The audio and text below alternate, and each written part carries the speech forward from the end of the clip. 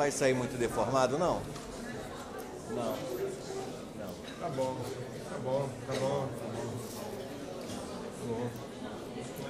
Luz é aqui. Manda ver. Queria falar para os outros estados. No final da minha aula eu prometi passar um filme e disse que passaria hoje à tarde. Isso não é justo porque de tarde não estaremos transmitindo o filme para os outros estados. Então, vamos passar o filme na sexta-feira de manhã. Então, sexta-feira é um dia mais livre, dedicado a discussões. Então, vamos pegar um tempinho e passar esse filme na sexta de manhã. Aí ele estará sendo transmitindo para todos e todos os centros terão oportunidade de ver. Está combinado? Outra coisa é não esquecer de enviar perguntas. Nós estamos numa situação rara de termos um número grande de professores envolvidos numa atividade. Nós teremos a sexta-feira para tratar disso, uma oportunidade excelente para discutirmos aspectos de matemática, de ensino, e do que vocês quiserem tratar. Tá? Obrigado. Bom, hoje nós vamos complementar um pouquinho coisas que eu devia ter dito na aula passada e não houve tempo para dizer. Eu mencionei aqui na aula passada, podia levantar isso, o conceito de semelhança de figuras, uma semelhança entre duas figuras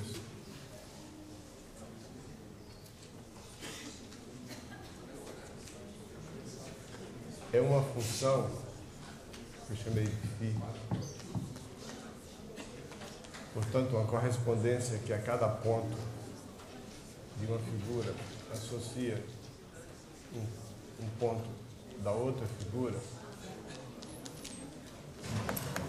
chamado o seu homólogo, que tem a propriedade adicional que caracteriza realmente a noção de semelhança, é que se eu tomar dois pontos quaisquer, aqui na figura F, e olhar para as suas imagens, então a distância de x' a y', dividida pela distância de x a y, é constante, chamada a razão de semelhança. Isso, o exemplo mais flagrante disso, como eu mencionei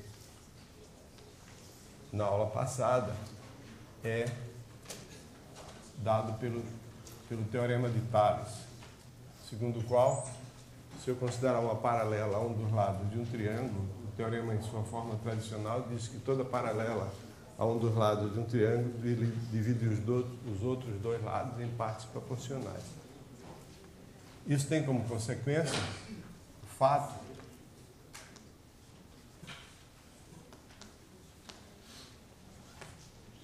de que a correspondência, é possível estabelecer uma correspondência entre o triângulo ABC e o triângulo A'B', C', de tal modo que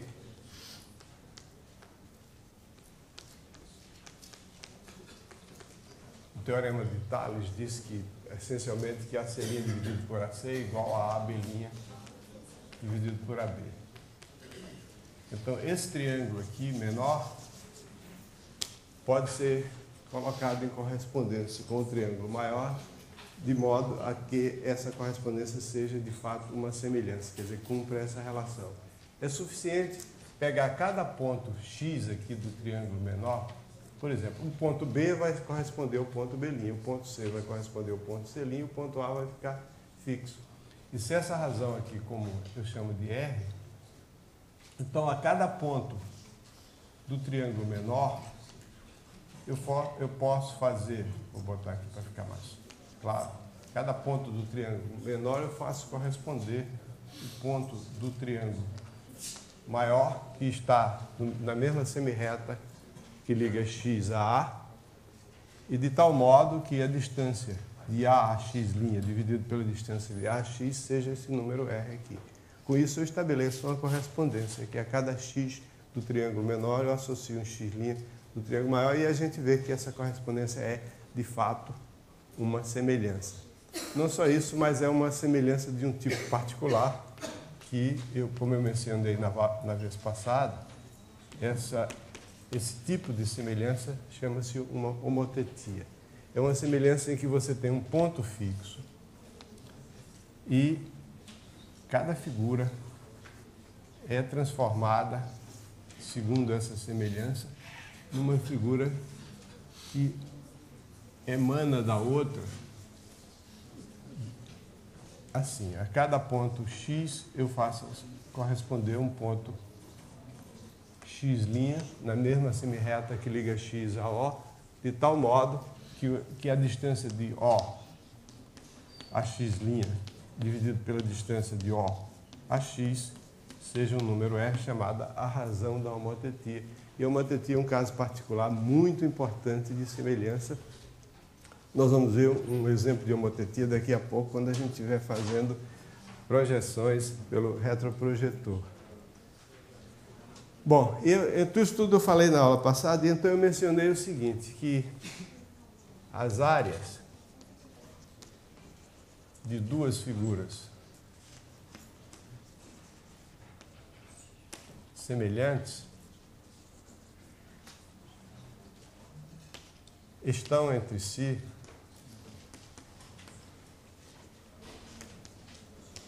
assim como o quadrado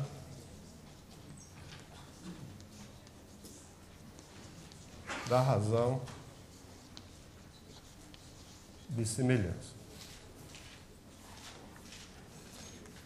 Isso foi afirmado na vez passada, porém eu não disse nenhuma palavra no sentido de, pelo menos não me recordo de ter dito, no sentido de justificar essa afirmação. Isso significa, por exemplo, se essa figura F' é a imagem de F por uma semelhança, quer dizer, a figura F' é semelhante a F, então a área de F' dividido pela área de F é igual a R2. É o quadrado da razão de semelhança. A explicação para isso é, na realidade, bastante simples, pelo seguinte: a gente começa com um retângulo. Se o retângulo tem base x e altura y, e se ele for semelhante a outro retângulo que tem base x' e altura y', então o x' é x vezes r, onde r é a razão de semelhança. E y', a altura do novo retângulo, é y vezes r, a mesma razão. Consequentemente, se a área do primeiro retângulo é xy, a área do segundo retângulo vai ser xy vezes R2. Então isso é óbvio, é imediato para retângulos. Do mesmo modo, esse fato é imediato para triângulos.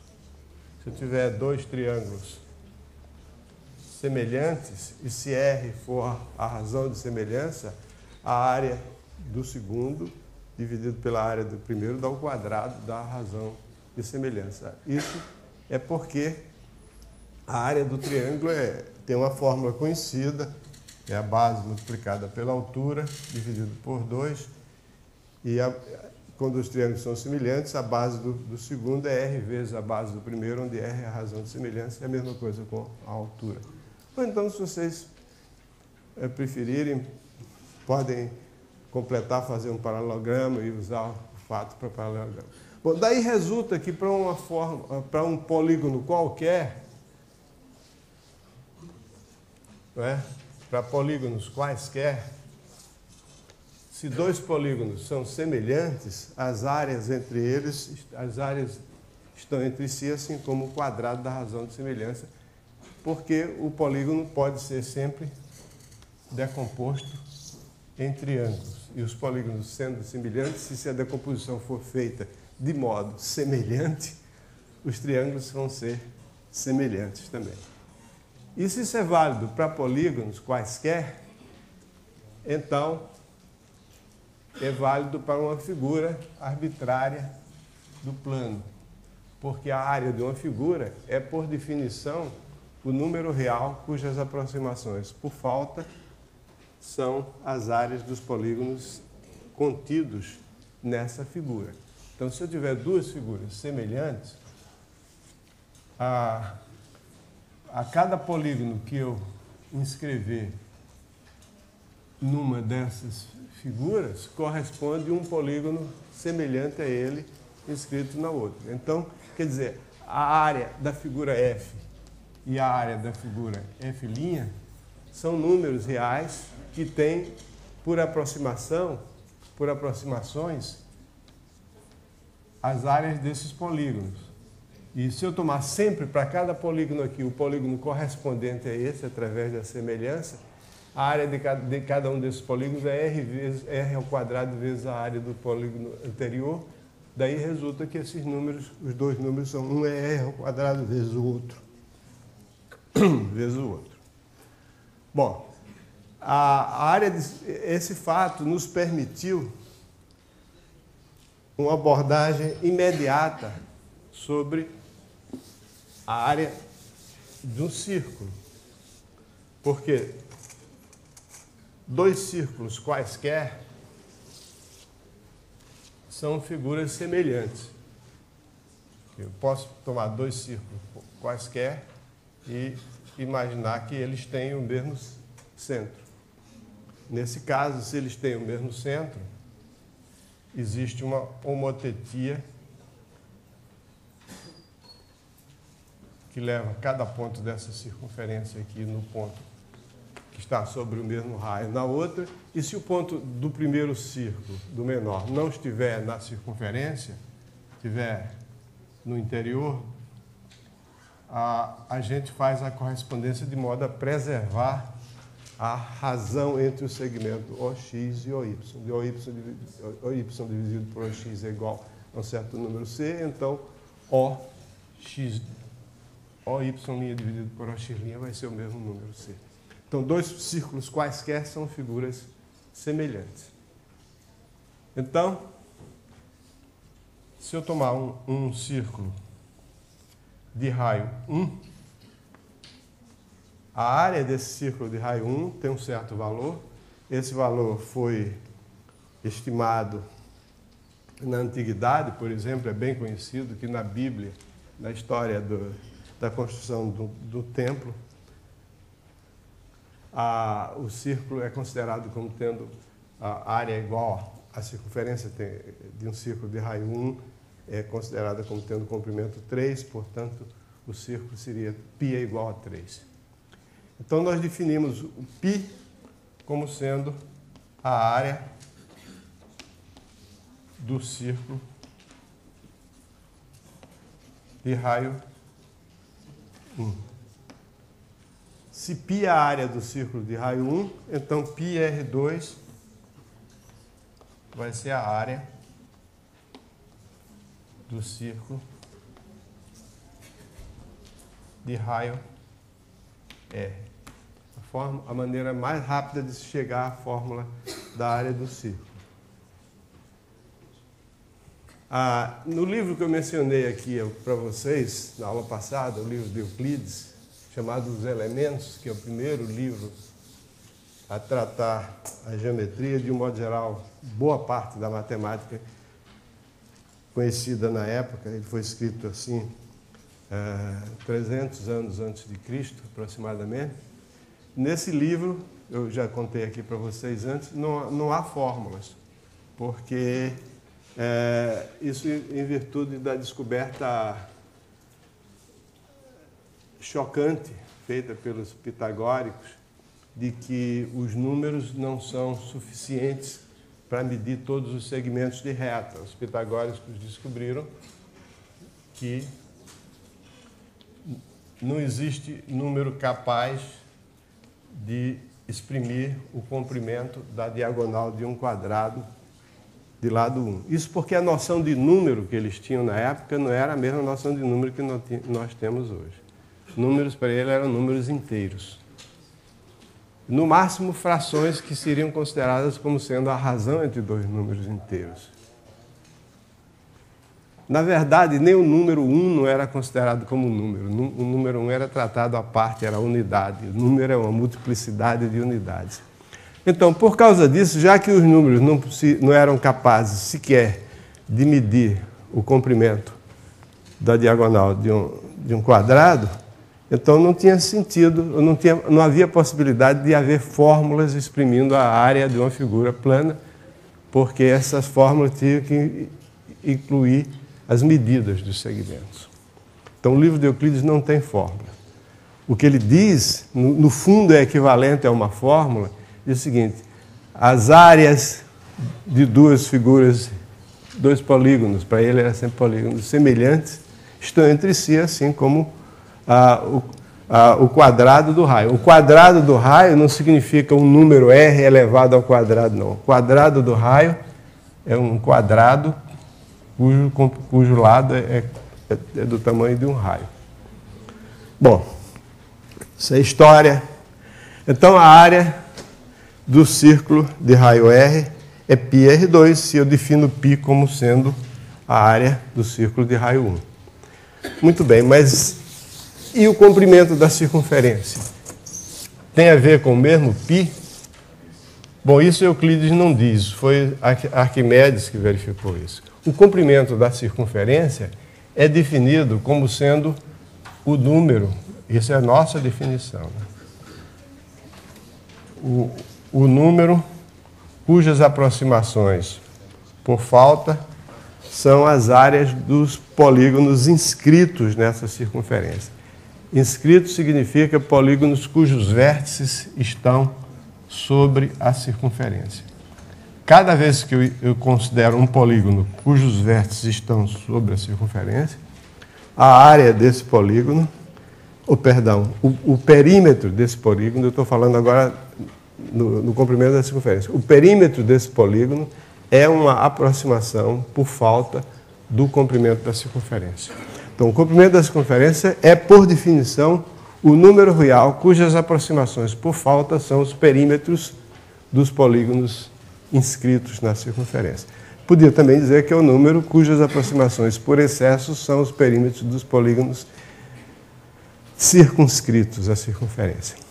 Bom, a partir dessa fórmula da área do círculo, a gente pode chegar rapidamente ao comprimento da circunferência. Um valor aproximado para o comprimento da circunferência é o perímetro, digamos P.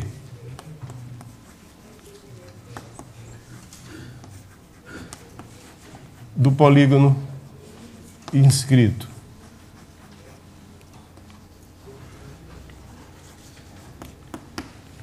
Se P, esse polígono não precisa ser regular, não, tá? Pode ser um polígono qualquer. Se P é um polígono inscrito,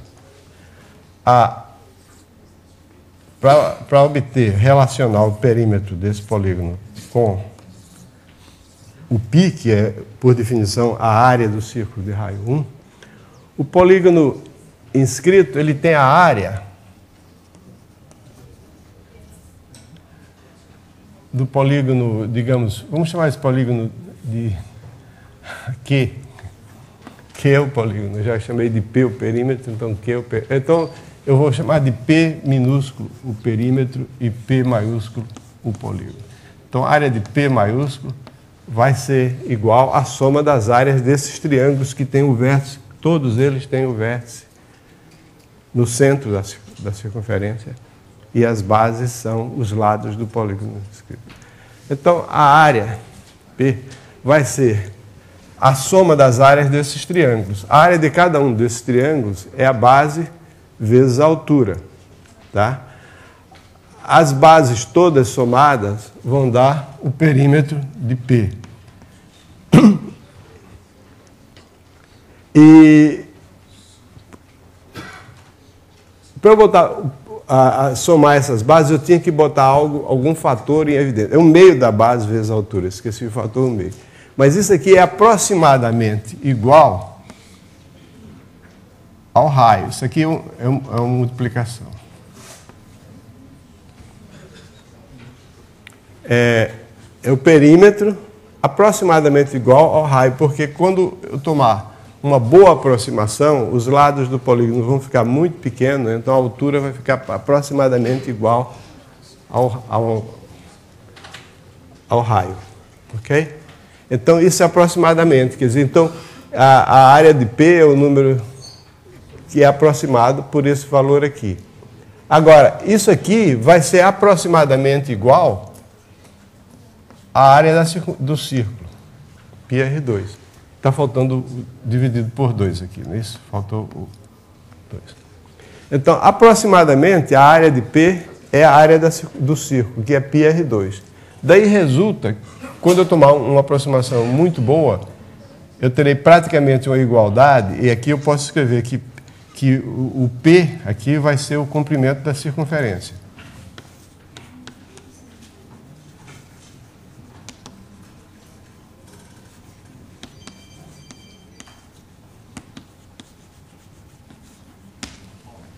Então, eu terei que o comprimento da circunferência vezes o raio dividido por 2 vai dar πr2. Daí resulta imediatamente que C é igual a 2πr. Isso é uma forma de obter o comprimento da circunferência a partir da área do círculo. Bom, essas eram as observações que eu queria fazer no sentido de complementar o que nós falamos no ano passado. Vocês não fiquem acanhados de considerar, ou com remorso por estar considerando uma igualdade aproximada. O que acontece é o seguinte, é que o comprimento da circunferência, ele é, por definição, um número cujos valores aproximados são esses perímetros aqui. A área do círculo é, por definição, um número cujos valores aproximados são as áreas desses polígonos. De modo que o que eu estou fazendo aí, embora eu esteja usando uma linguagem intuitiva, é perfeitamente correto do ponto de vista matemático. Essa é a maneira que eu acho que é a mais imediata de se obter a relação, que é uma circunstância notável, é que é o mesmo número π aparece na fórmula que dá o comprimento da circunferência e que dá a área do círculo. Isso não foi percebido por Euclides, isso só foi percebido alguns séculos depois por Arquimedes, que não só percebeu, como ele desenvolveu calculou o número π com uma aproximação de, acho que duas casas decimais. Mas enquanto isso, chineses e outros povos, principalmente chineses, já tinham aproximação para π com muito maior número de casas decimais. E, como eu disse da outra vez, existe hoje em dia uma temporada de caça ao π, que é utilizar computadores e programas cada vez mais aperfeiçoados, usando técnicas matemáticas extremamente sofisticadas para aumentar a rapidez dos cálculos, simplificar, que já se conhece π com 5 bilhões de casas decimais. Não me perguntem para que serve isso. O Wagner sabe para que serve. Existem desculpas para isso, mas a razão verdadeira é a seguinte: a razão pela qual as pessoas querem calcular π com um número cada vez maior de casas decimais é a mesma razão que leva as pessoas a escalarem o Monte Everest. Fala. Professor, 22 sétimos foi o tempo de Arquimedes aí? Foi. Fala, Wagner. Wagner tem uma observação a fazer.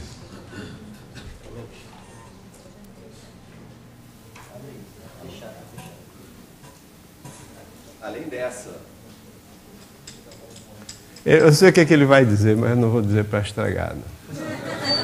Eu sei o que você vai dizer. Não. Eu quero que você fale, eu não disse que sabia? Não, além da questão do desafio, né, Quer dizer, por que o homem sobe ao Monte Everest? Perguntaram isso, não, a um inglês, é porque o Monte Everest está lá. Então, é um desafio buscar coisas, né, inatingíveis. Então, é próprio do ser humano a questão do desafio. A segunda coisa mais prática é justamente para fazer o teste de supercomputadores. Então, Pi, agora com 5 bilhões de casas decimais perfeitamente conhecidas, não é?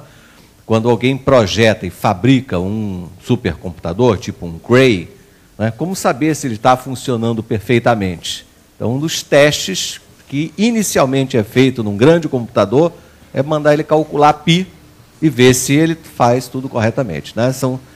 É um teste que é feito hoje em dia em qualquer máquina de grande porte antes de ser colocada à venda. Tá bom, isso aí realmente, isso é verdade, mas isso aí não explica. Demonstra, mas não explica. É o seguinte, não é por causa disso que as pessoas querem calcular π. Esse teste podia ser feito de uma infinidade de maneiras diferentes. Podia calcular E, por exemplo, não é por π, né? É apenas uma desculpa. Quer dizer, a verdade é que existe uma disputa. Bom, vamos lá. Então, encerre o assunto. Não vamos fazer a nossa disputa particular. Vamos falar sobre volume. Mas antes eu queria dizer que existe uma diferença essencial entre o cálculo do volume e o cálculo de áreas, que é a seguinte. É um fato conhecido, está inclusive demonstrado, está exposto num livrinho que eu escrevi chamado Meu Professor de Matemática. Não, Matemática e Ensino. É um livrinho que saiu há 2 anos atrás, Matemática e Ensino. E está na revista do Professor de Matemática também, um fato, o seguinte fato, é que 2 polígonos que têm a mesma área são sempre equidecomponíveis. Quer dizer, se vocês têm 2 polígonos que têm áreas iguais, por exemplo, um triângulo equilátero e um quadrado, que tenham a mesma área, é sempre possível decompor o triângulo e o quadrado em pedaços poligonais, de tal forma que cada pedaço daqui corresponde a um pedaço de lá, por exemplo, esse aqui, que é congruente a ele. Se 2 polígonos têm a mesma área, esse é um teorema chamado teorema de Hadvig-Glue, ou de Bolyai, né? Bolyai também. Hadvig-Glue vem posteriormente, é um aperfeiçoamento disso. Teorema de Bolyai. Bolyai é o pai, é um matemático húngaro, que foi colega de colégio de Gauss, colega de faculdade, e é pai do Bolyai, um dos inventores da geometria não euclidiana. Então, o teorema de Bolyai diz o seguinte: dados os 2 polígonos que têm a mesma área, e é uma brincadeira interessante você pegar um triângulo de cartolina e um quadrado e cortar de tal modo, cortar o triângulo em pedaços, de tal modo que juntando esses pedaços fica um quadrado certinho. 2 polígonos quaisquer são sempre equidecomponíveis, se eles tiverem a mesma área. Ok? E quando a gente vai estudar volumes de corpos sólidos, o análogo de um polígono no espaço a 3 dimensões é um poliedro. E causava uma certa surpresa para os matemáticos, desde os bancos escolares, o fato de que quando você quer calcular, por exemplo, a área, o volume de uma pirâmide, ou o volume até mesmo de um prisma, que não seja um prisma reto, e muito mais ainda os volumes dos corpos redondos, isso não se fala, mesmo de um poliedro. Você não pode calcular o volume de uma pirâmide da mesma forma como você calcula a área de um triângulo, ou seja, fazendo cortes. Você lembra da área do triângulo? A gente determina a área do retângulo. Aí, da partir da área do retângulo, você faz a área do paralelogramo, cortando o paralelogramo, botando um pedaço do lado de cá, fica um retângulo. Tendo paralelogramo, você tem no triângulo, porque um triângulo você põe outro triângulo igual de cabeça para baixo, fica um paralelogramo. Aí a área do triângulo é metade da área daquele paralelogramo. Por que a gente não pode fazer a mesma coisa com as pirâmides? Ou mesmo com os prismas? Isso era uma pergunta que fez parte de uma lista de 23 perguntas feitas pelo famoso matemático, extraordinário matemático alemão chamado David Hilbert, que no Congresso de Matemática de 1900, ele fez uma lista das 23 questões que ele considerava os problemas mais importantes que os matemáticos não sabiam resolver.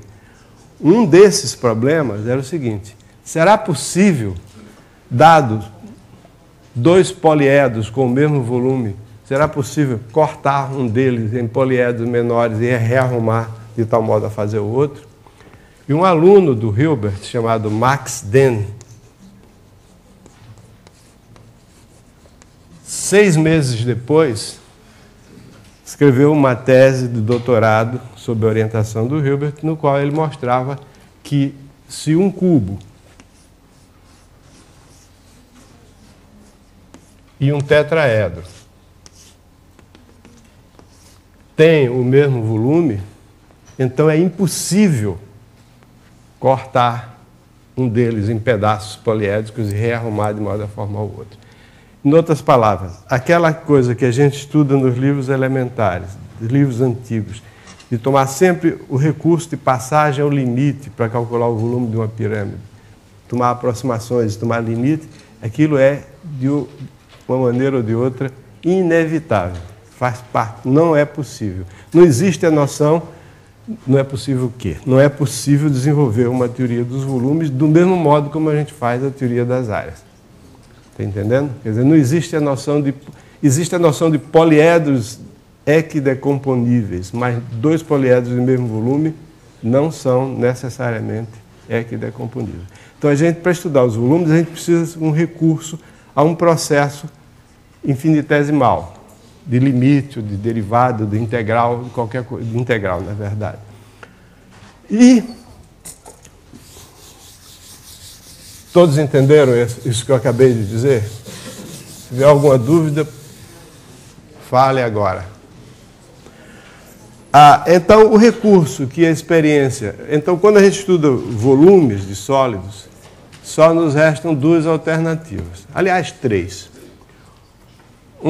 Estou falando quando a gente quer estudar honestamente. Existe uma 4ª alternativa, que é a alternativa usada nos nossos livros didáticos, que é simplesmente chuta-se, né? A fórmula é essa e ai. As alternativas decentes são usar os métodos que foram estabelecidos por Hadamard, Legendre e outros livros clássicos de geometria, que é tomar a passagem ao limite, que era uma coisa que existia nos livros de geometria pelos quais eu estudei no colégio. E hoje está abandonado. O segundo método é usar o cálculo integral. O volume é integral de uma certa função, né? Então, esse método é o método adotado nas universidades e era também adotado em tempos antigos no Brasil, quando se estudava cálculo integral no chamado curso complementar, que correspondia aos 2 últimos anos do ensino médio.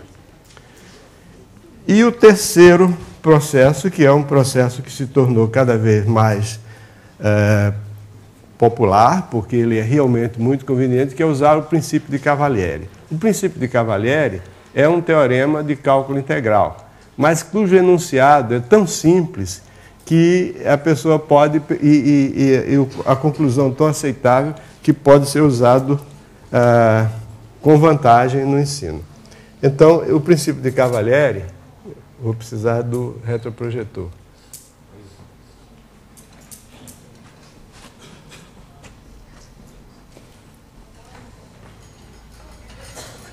Deu tanto trabalho para botar no lugar, aí depois tirou.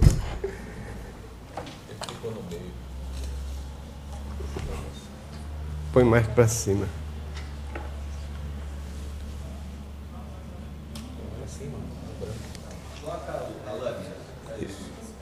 Isso. Tá bom. Aí nós temos 2 sólidos. Podia apagar um pouco essa luz aqui. Apagar um pouco não, apagar. Ok. Então nós temos aí 2 sólidos, o sólido A e o sólido B, e temos aí um plano π que corta esses dois sólidos. Tá? Do lado esquerdo, nós temos a interseção de π com o sólido A. Claro, π é um plano, é uma figura plana, que está ali tracejada, achurada. E o plano π corta o mesmo sólido B numa figura plana, que é π interseção com B. O princípio de Cavalieri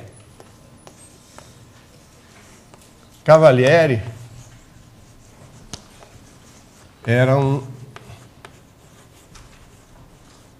padre italiano que era discípulo de Torricelli. Todo mundo conhece o princípio de Torricelli, Torricelli, da física. Antigamente eu pensava que o Cavalieri era jesuíta, mas não, ele pertencia a uma ordem chamada, que é um nome parecido com jesuíta, mas não era, que não existe mais. O princípio de Cavalieri diz o seguinte, eu não vou escrever, para não, eu estou com pouco tempo. É o seguinte, se você tem dois sólidos A e B, com a seguinte propriedade, se cortando esses sólidos por planos, vamos estabelecer uma convenção de que eu vou escolher. Bom, eu vou escolher um plano e todos os planos que forem paralelos a ele eu vou chamar de horizontais. Bom, horizontal é uma questão de convenção, né? Para quem está deitado, o horizontal é vertical é horizontal.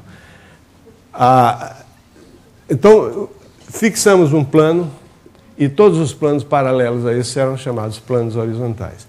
Então, o princípio de Cavalieri diz o seguinte, se eu tenho dois sólidos com a propriedade de que intersectando esses dois sólidos com qualquer plano horizontal, as interseções têm sempre a mesma área, têm áreas iguais, então esses sólidos têm volumes iguais. Existe um princípio de Cavalieri muito menos útil e, por isso mesmo, muito menos conhecido, que é dado no livro Medida e Forma em Geometria, como exercício, que é o princípio de Cavalieri para figuras planas, que diz também, se você tem duas figuras planas, se você corta por qualquer reta horizontal, você obtém segmentos de reta numa e segmentos de reta no outro, cuja soma, num caso e no outro, são iguais, então as figuras têm a mesma área.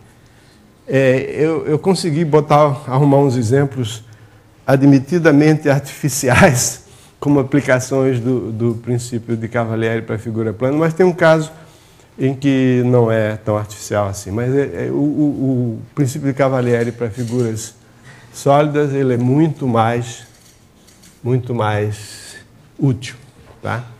Bom, então, para falar no princípio de Cavalieri, eu estou admitindo tacitamente que eu sei o que significa o volume de um sólido. Tá? O volume é uma função que a cada sólido, de um certo sólido razoável, desses que aparecem na prática, associa um número chamado volume daquele sólido, com as mesmas propriedades que eu estipulei aqui para a área de uma figura. Só que eu não vou me resumir, no caso da área da figura, eu me resumi a considerar polígonos. E aqui eu vou considerar figuras quaisquer. Então o volume tem que ter essa propriedade. É um número positivo, que é invariante através de movimentos, quer dizer, se eu tirar o sólido de uma posição e puser em outra posição, o volume não vai alterar. Tá? Se o sólido for decomposto como reunião de duas partes, x1 e x2,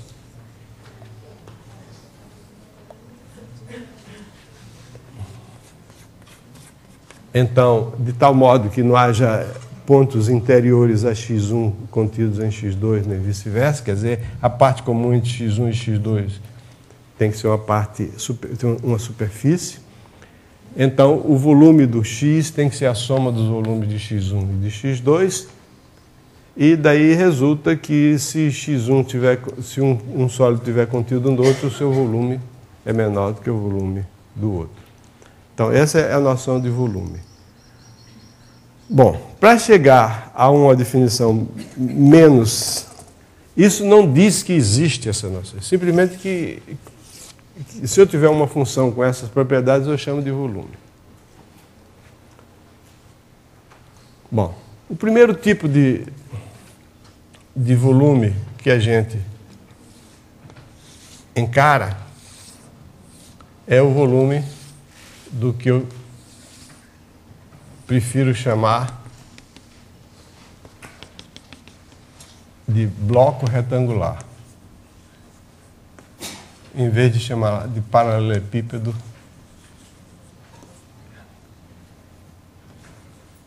reto. Um bloco retangular é um sólido cujas faces são retângulos. O bloco retangular tem, digamos, um comprimento x, largura y e altura z. Então, o volume vai ser uma função de x, y e z. E se eu admito que o volume tem aquelas propriedades que eu enunciei antes, então esse volume necessariamente é diretamente proporcional a x, a y e a z. O que quer dizer diretamente proporcional a x, a y e a z? Significa que se eu multiplicar x por um certo número c, o volume fica multiplicado por x, por c. Se eu multiplicar y por um número c, o volume fica multiplicado por c e assim por diante, para z também. Mas quem me assegura a dizer que isso é verdade? Isso aqui, essa afirmação, e as análogas para y e z, decorre do fato de que o volume tem essa propriedade. Quando eu decomponho um poliedro, no caso, o bloco retangular,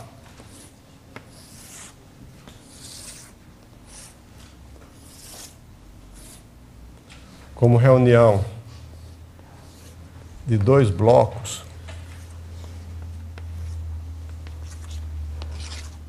que tem apenas uma face em comum, significa que eu obtenho um bloco maior que tem a base 2x, a mesma altura y, a mesma altura z e a mesma largura y.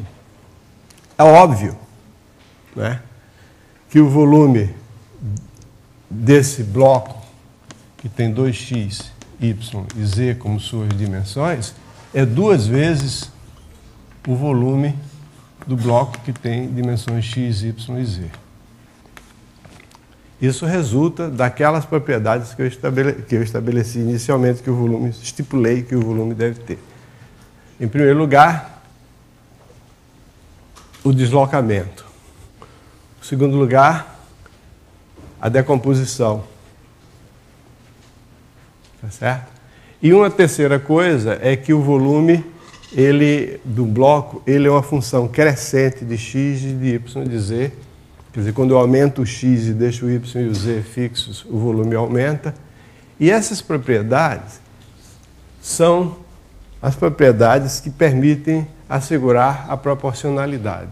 Quer dizer, isso vale não só para 2, mas para um número natural n qualquer. O volume de um bloco retangular que tem uma base nx e as outras dimensões sejam iguais, vai ser igual a n vezes o volume do bloco retangular que tem dimensões x, y e z. É claro que o x não tem nenhum papel privilegiado, nem o y nem o z. Os papéis desempenhados por x, y e z são os mesmos, de modo que isso vale para todas as variáveis. Sendo assim, eu posso olhar para o volume do bloco retangular, que tem medidas das arestas x, y e z, como sendo o volume. Bom, então isso aqui, pelo teorema da proporcionalidade, né, dizendo que o teorema fundamental da proporcionalidade diz que quando isso vale para um número natural, então isso vale para qualquer número real C. É o volume de Cx. Isso é que é o teorema fundamental da proporcionalidade. Então, esse volume do bloco cujas arestas medem x, y e z, eu posso olhar para x como x vezes 1, o que é verdade. Y eu posso olhar como sendo y vezes 1, o que também ninguém objeta, e o z como z vezes 1. Então, isso aqui, o x, a base ficou multiplicada por x. Então, eu posso botar esse x aqui fora. É x vezes o volume daqui, 1yz. O y também aparece aqui como um fator. E o z também. Então, é x, y, z vezes o volume do bloco retangular, cujas arestas medem 1, 1 e 1. Ou seja, do cubo unitário. Se nós convencionarmos, como é natural fazer, de que o volume do cubo unitário é igual a 1, então o volume do bloco retangular é igual ao produto dos comprimentos das suas arestas. Então esse é o volume do bloco retangular. Okay? O cálculo do volume do bloco retangular, desse modo, resulta do teorema fundamental da proporcionalidade, que é um teorema básico que a gente usa, por exemplo, quando demonstra o teorema de Tales. Quando a gente demonstra o teorema de Tales, ou então quando a gente... por aí. A gente usa isso. Às vezes sem saber que está usando. Bom, então esse é o princípio, é o volume do bloco retangular. Daí eu não posso concluir, calcular o volume de um bloco, de um paralelepípedo que não seja retangular, não posso calcular o volume da pirâmide, nada disso sem usar o princípio de Cavalieri. Bom, de um modo geral, agora parafraseando a noção de área, se eu tiver um sólido arbitrário, o volume do sólido vai ser o número cujas aproximações por falta são os volumes dos chamados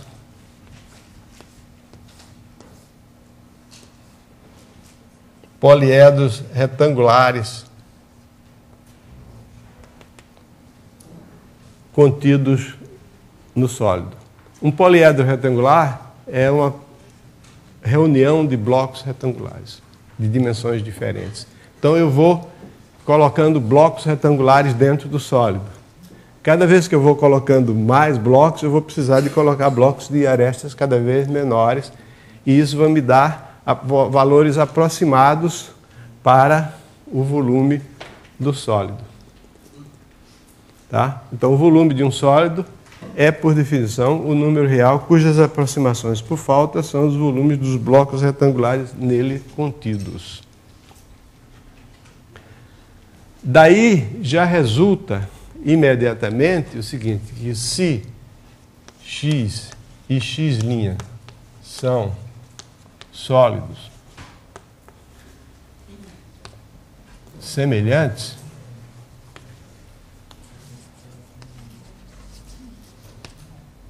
então o volume de x' dividido pelo volume de x vai ser o cubo da razão de semelhança.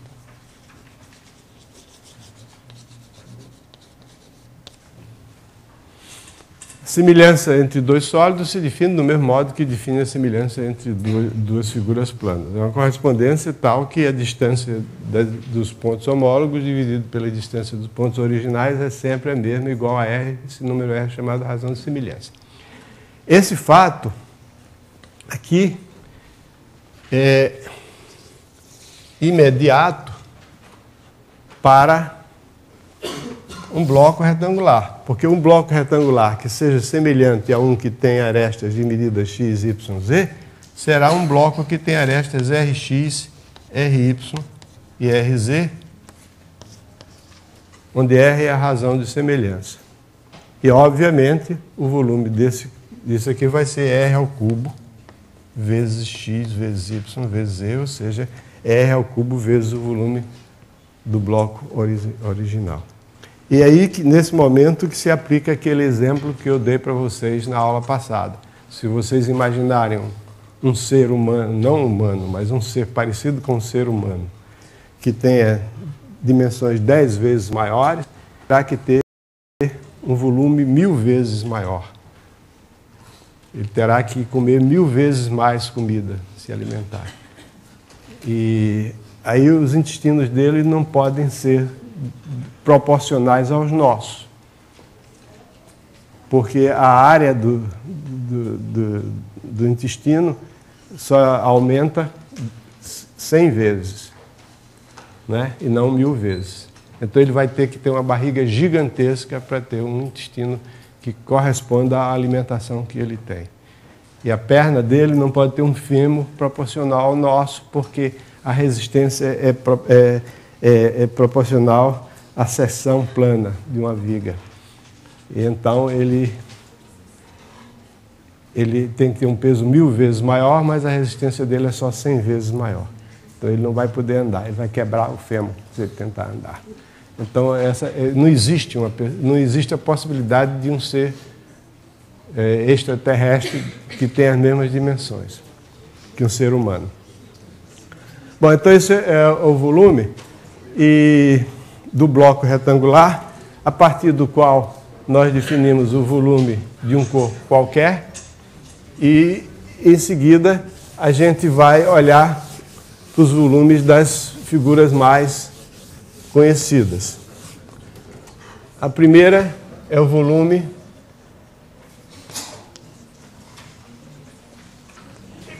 do cilindro.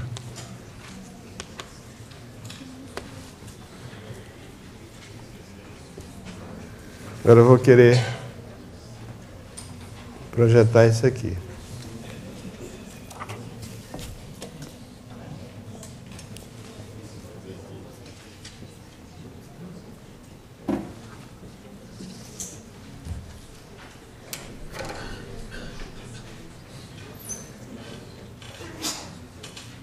Não está acendendo.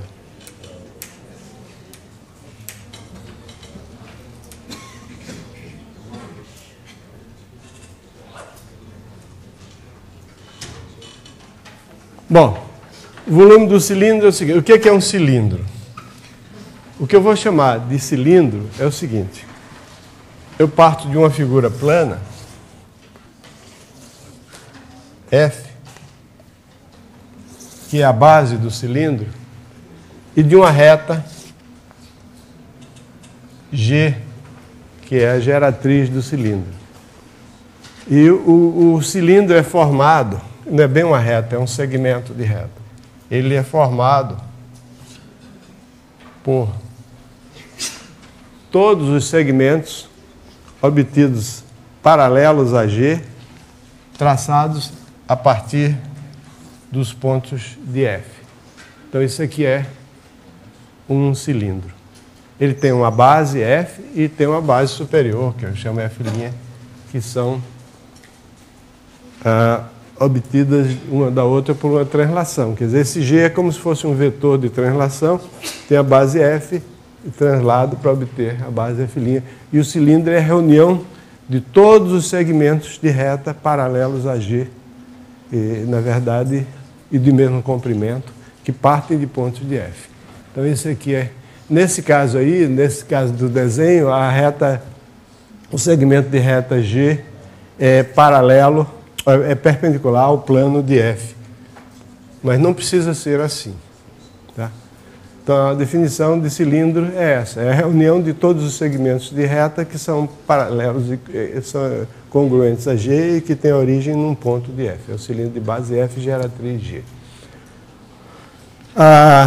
O cilindro tem a seguinte peculiaridade.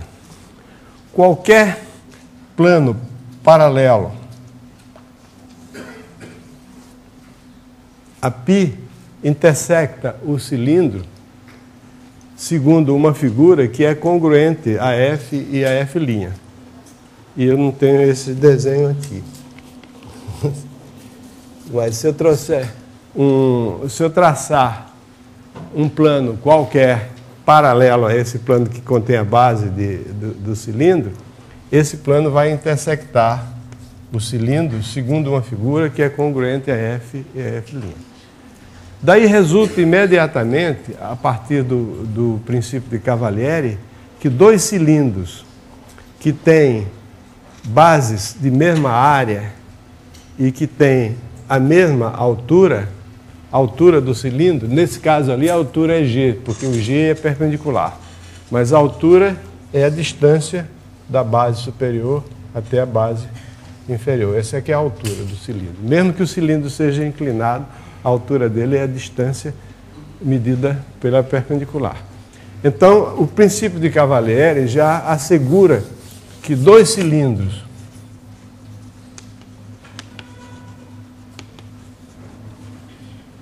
de mesma altura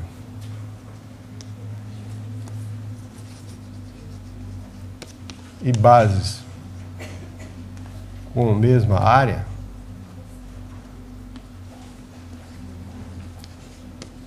têm volumes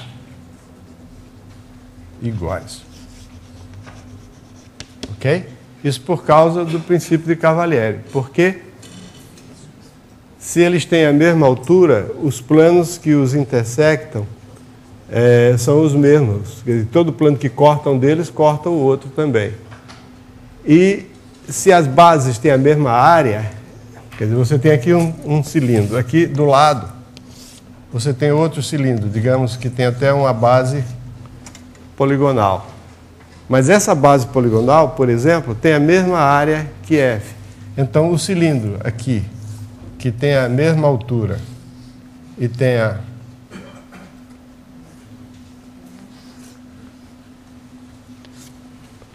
Nesse caso, quando se tem um cilindro com base poligonal, ele se chama um prisma. Então, um prisma é um caso particular de um cilindro. É quando a base é um polígono.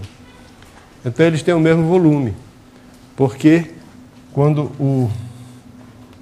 o plano corta o cilindro, ele corta sempre segundo figuras planas que são congruentes às bases. Fala. Você falou assim? Era uma mosca. Hein? Ah, não, é que eu não sou Wagner. Eu confio muito, o Wagner confia na enorme, incrível habilidade de desenhista que ele tem. E eu confio na imaginação de vocês. O que eu não faço, vocês imaginam que eu devia ter feito. Então, dois cilindros com mesma base e alturas com mesma área, eles têm volumes iguais por causa do princípio de Cavalieri. Daí a gente já decorre, daí a gente já deduz a fórmula do volume de um cilindro. O volume do cilindro é igual à área da base vezes a altura. Está claro isso? Não. Precisa de explicar. Daí resulta que o volume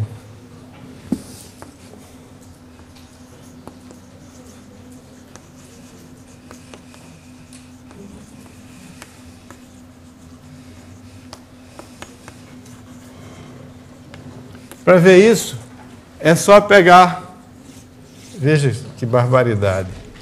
Eu agora vou olhar para um bloco retangular. Isso aqui é uma coisa que todo mundo chama de paralelepípedo reto. Depois eu chamei de bloco retangular. Agora eu estou chamando ele de cilindro.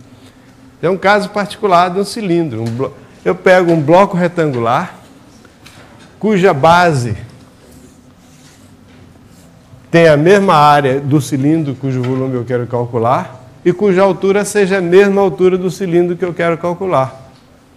Então, o volume desse bloco retangular vai ser igual ao volume do meu cilindro. Agora, o volume desse bloco retangular eu sei calcular. É a área da base vezes a altura, que é o produto das três arestas. Bom, então, o volume do cilindro a gente já sabe. E, em seguida, bom, veja bem, prisma é um caso particular de cilindro. É um cilindro que tem base poligonal. Em seguida, vem o volume do cone. Aí, o que é um cone? O cone é o seguinte, a gente tem uma figura plana, chamada a base do cone. A gente tem um ponto, O ou V, chamado vértice do cone. E o cone é, por definição, a reunião de todos os segmentos de reta que partem daquele vértice e terminam sobre um ponto da base.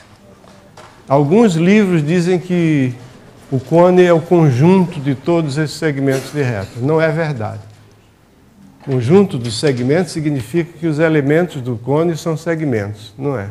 Os elementos do cone são pontos, né? O cone é a reunião de todos os segmentos de reta. Aqui, se eu cortar esse cone por um plano paralelo ao plano da base, eu obtenho uma figura que, evidentemente, não vai ser congruente, como no caso do cilindro, mas existe uma homotetia. Quer dizer, o V, eu tomando o V como centro da homotetia, aí eu tenho uma razão da homotetia, é o quociente da altura desse cone menor e a altura do cone maior. Quer dizer, se eu olhar para a homotetia que leva essa figura aqui, nessa figura F, que é a base, a razão dessa homotetia é H2 sobre H1. Então, essa área aqui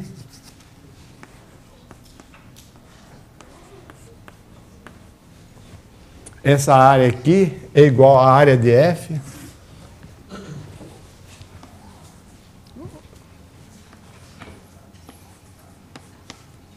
vezes R ao quadrado. Então, todas essas áreas aqui vão depender da altura que eu considerar.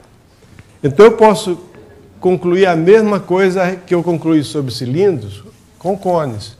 Dois cones de mesma altura e base com a mesma área têm volumes iguais. No caso, está invertido ali, ou a razão ou a área. Sua razão é maior que 1, né? É. Então, chegamos no H2. A área de cima que é Área de F.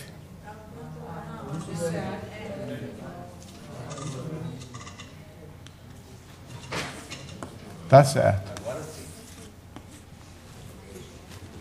Bom, obrigado. Bom, então, dois cones de mesma área, de mesma altura e base com a mesma área, têm volumes iguais. Então, para calcular o volume do cone, basta que eu calcule o volume de um cone particular. Aliás, novamente aqui, pirâmide é um caso particular de cone.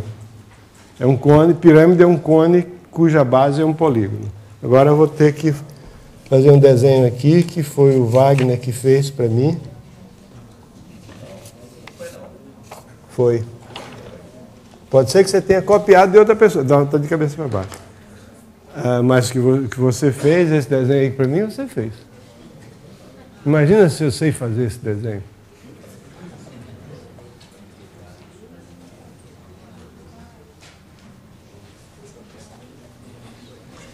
Isso.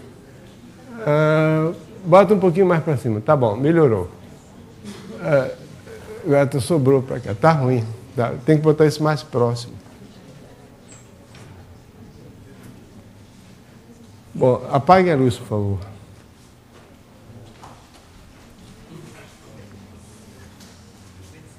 Não, essa aí, sim, essa agora está certa. Esse é um desenho tradicional, que os professores dedicados às vezes fazem modelos de cartolina exibindo isso. Aqui nós temos um prisma, ou seja, um cilindro de base triangular, né?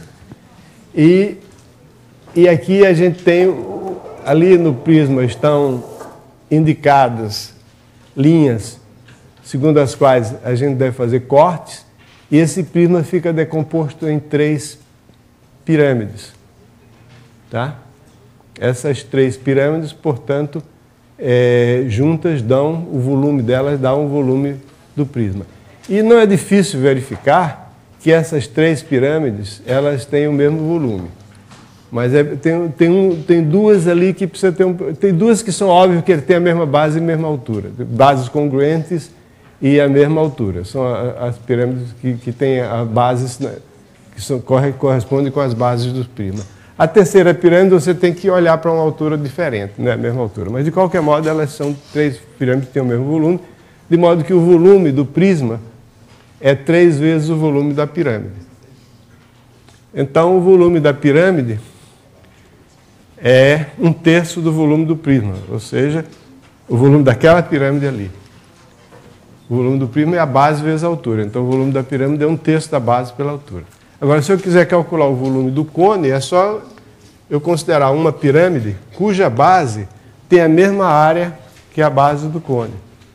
E então, como eu sei que o volume da pirâmide depende somente da base e da altura, aliás, de um cone qualquer, então eu concluo que o volume do cone é 1/3 da área da base vezes a altura. Ok? Para concluir a nossa revisão desse assunto, só falta olhar para a área, para o volume da esfera. O princípio de Cavalieri, ele se presta ao cálculo de alguns exemplos interessantes, que eu sugiro então que vocês vejam aí na lista de problemas que foi proposta, os 3 problemas finais. São os 3 que dão... Não foi distribuída uma lista de problemas?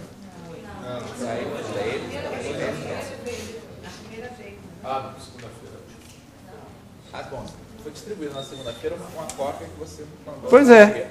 Geometria plana. Não, tinha outros. Ah, não sei, eu não vi. Alguém tem um livro aí? Não, cadê a lista que vocês receberam na segunda-feira? Não, eu prefiro pegar não esse livro, o livro Medida de Forma e Geometria. Alguém tem? Eu não tenho. Bom, deixa para lá, a gente vê depois. Não, vamos ver agora.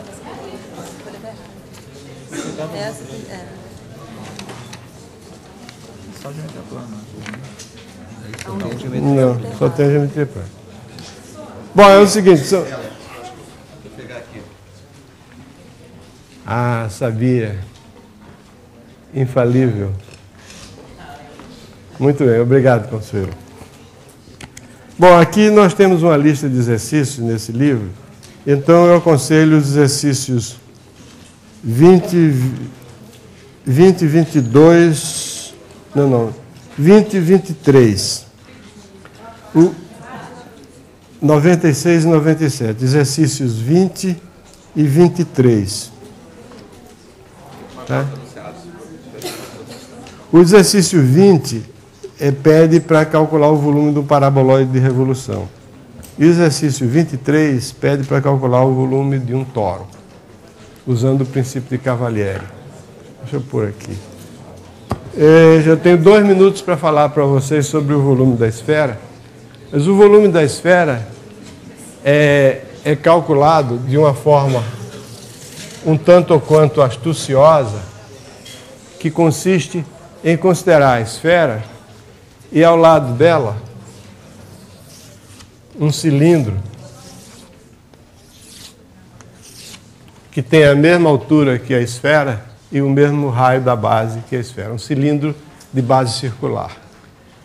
E a astúcia consiste em considerar dentro desse cilindro um cone duplo, tá? E mostrar que o volume da esfera é igual ao volume não desse cone, mas da parte que fica entre o cone e o cilindro. Quer dizer, se você...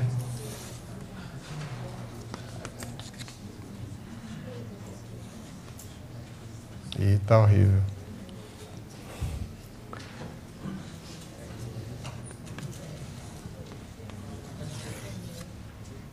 Tá, ficou brutalmente horroroso. Mas isso aqui eu vou ter que... Isso aí é interseção... Não, tá horrível, tá errado. Não tá horrível não, tá errado. Horrível é uma coisa, errado é outra.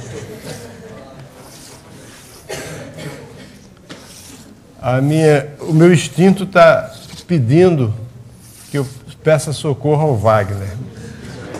Mas o Wagner, ele é muito perfeccionista. Ele vai chegar aqui e vai querer fazer uma coisa muito bonita demais, aí vai demorar. Eu não tenho tempo.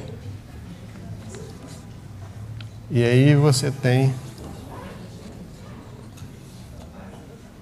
Melhorou, né? Quer dizer, um plano corta a parte que fica situada entre o cone duplo e o cilindro, segundo aquele anel circular. Agora, esse mesmo plano, com a mesma altura, vai cortar a esfera segundo esse círculo aqui. Ok? E a gente verifica que a área desse círculo é igual à área desse anel circular. Tá?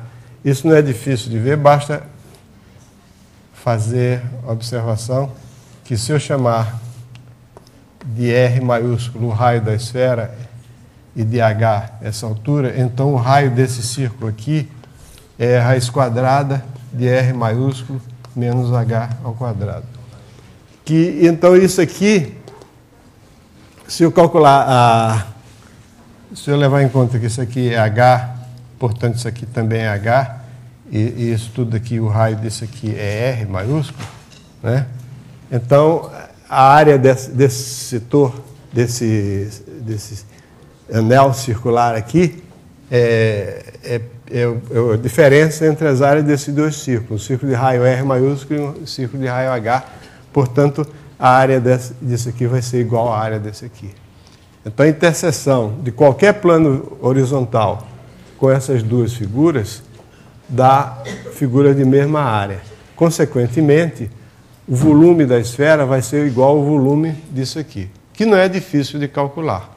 O volume disso aqui é a diferença entre o volume do cilindro e do dobro do volume de um cone cuja altura é R e cuja base é πr2.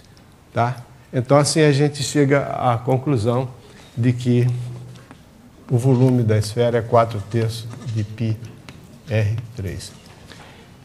Fica faltando ver como é que se calcula o volume da esfera, mas o volume da esfera, perdão, a área da superfície esférica, mas a área da superfície esférica pode ser obtida diretamente a partir do volume, se a gente imaginar que uma superfície da esfera pode ser decomposta em partes que são cones, entre aspas, com base não retilínea, ou não plana, e então, se eu somar os volumes de todos esses cones, eu vou obter o volume da esfera. Se eu somar o volume de todos esses cones, eu tenho o volume da esfera. Por outro lado, a soma dos volumes de todos esses cones, se eu imaginasse que fosse realmente cones com base plana, que como um cone deve ter, mas se as bases são bem pequenininhas, elas são praticamente planas, vai ser igual à superfície da esfera vezes o raio vezes 1/3, porque é o volume do cone. Então, simplificando aqui, tira esse 3, tira esse 3, tira esse R3, fica R2, aqui tira esse R, então fica S igual a 4 πr2. Então, dá a área da esfera de raio R. Desculpe. Quer dizer, o problema do professor, conseguir dar a matéria. Isso é uma bobagem. Né? Conseguir dar a matéria não é importante. O importante é que as pessoas consigam absorver a matéria. Né?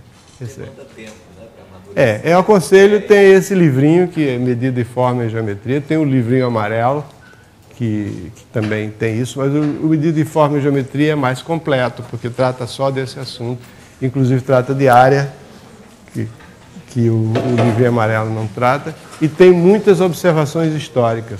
Então, com essas duas coisas, dá para vocês se distraírem bastante. Obrigado pela atenção. Boa tarde.